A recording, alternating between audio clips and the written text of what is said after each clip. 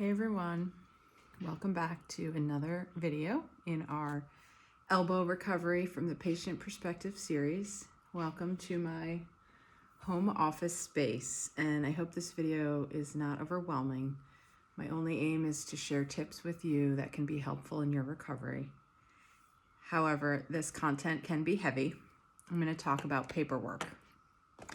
So this is an accordion folder file, as you can see. My husband and I keep our papers for a good number of years before shredding them. And one whole section here, from like here where my hand is to here where my other hand is, all of that is the healthcare paperwork from the year of my elbow accident, elbow surgery, and then elbow rehab. So there's going to be a lot of paperwork if you are going through elbow surgery and then the recovery process. And I want you to know this up front. Like I said, this content might be heavy and feel overwhelming, but when you have the information, knowledge is power. So I have a couple tips to share with you. First off, have a filing system, maybe not something like this. In fact, I didn't have my healthcare papers in here until the end of the year when I put everything to bed.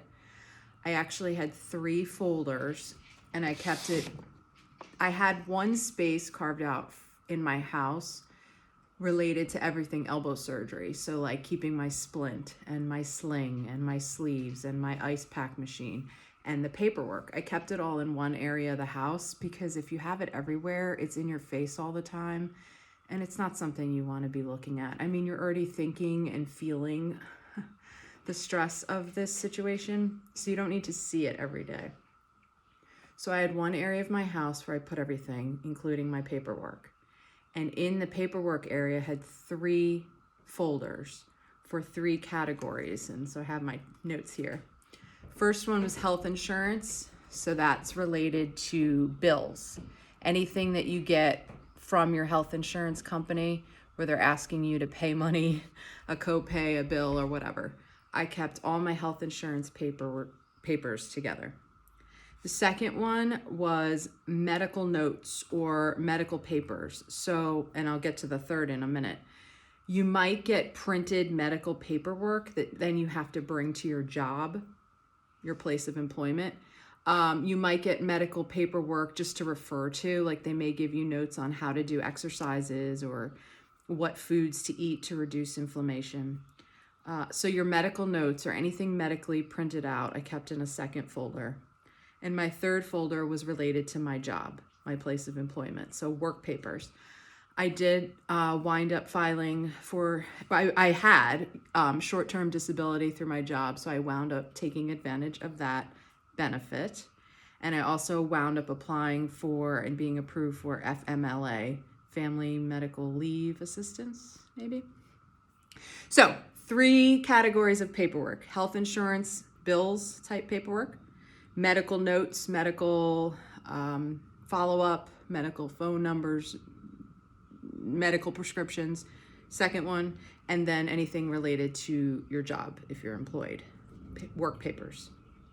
So keep the papers, the hard copies, until this is all over with. Like you see, I still have mine in case I need. But keep your papers organized because it can become, and sorry to use this word again, but it can become overwhelming if you have all your papers in all different places. And you'll likely lose or forget something important, so we don't want that. Okay, so keep your papers in one spot, organize them into categories. And then my other tip related to all this paperwork and all this medical stuff relates to how do you interact with your providers, the health insurance company you deal with, your employer. I literally would look at a letter, like here's an example, get a letter from the FMLA office. I had a case worker assigned to me. I had a client number assigned to me, an account number. So anytime I got a paperwork related to that, I highlighted the person's name, their office phone number, not a 1-800 number, but their literal phone number in their signature, and my account numbers. And anytime I had a question about FMLA or short-term disability, I called my woman, called her by her first name, got her direct voicemail if I needed to leave a message, had my account number ready, always referred to it. Make it easy for them to interact with you, because they're dealing with a lot of people and you become just sort of a number, unfortunately. And again, not against the medical field. It's just the truth, the sheer volume of patients they deal with. So on your paperwork, always have the first name ready of the person you're trying to reach. Call them at their direct line if you're able to. Don't try to avoid email. Email gets lost, never answered. And have your account numbers or your client numbers or your patient numbers, whatever number is on your paper, ready. I hope this helps. As I said, it can feel exhausting.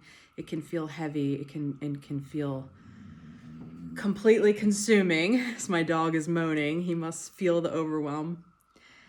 Put your papers together in one spot, organize those papers, keep them handy, reach out to your specific people. And about those medical notes, keep those hard written copy. Like, I got a lot of notes from the surgeon's office, surgeon notes, and I needed then to get those notes to my occupational therapist, or I needed to get those notes to my interventional pain specialist. I needed to get those notes to my short-term disability folks.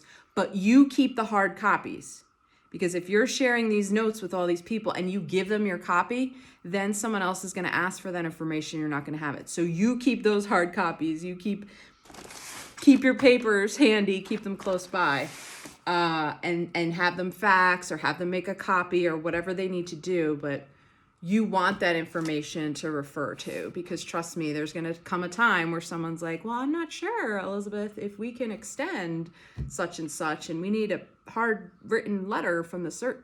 Keep everything you need. If you have questions or comments about any of this, leave it in the comments below. And you can always visit me at my website, elizabethscala.com, where you can connect with me. I'm really wanting to help. I'm happy to share whatever information I've learned during this journey. So until the next video, be well.